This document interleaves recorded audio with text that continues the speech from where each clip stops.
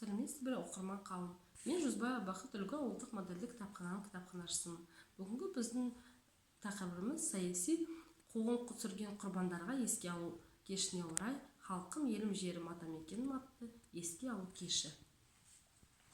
1932-33 жылдары Қазақстанда 1,5 миллион адам көз жұмды. 600 мыңға қазақ елін тастап, көшіп кетті.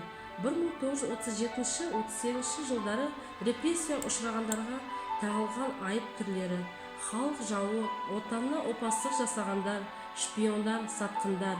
Жаза түрлері: жаппай өлім жазасына кесу, түрмеге қамау, тұтас жер аудару, қылмыстық істерді қолдану, адамдардың қадір-қасиеттерін мен жанын жаралау. 1937 жылдың 30 шілдесінен бастап 1938 жылдың соңғы айына дейін үздіксіз жалғасқан 37 айдың ішінде қазақстандықтарға Сталиннің жазалау саясаты жүрді. Бұл тарихта үлкен террор деген атпен қалды. Танымал қазақ зиялылары, алаш қайраткерлері қуғын-сүргініне ұшырады. Олардың отбасы мүшелері де жазаланды. Соңғы зерттеулер бойынша 1931 жылдан бері 1954 жылдың 1 ақпанына дейінгі кезіне 3.777.000 адамға ату жазасын берілді.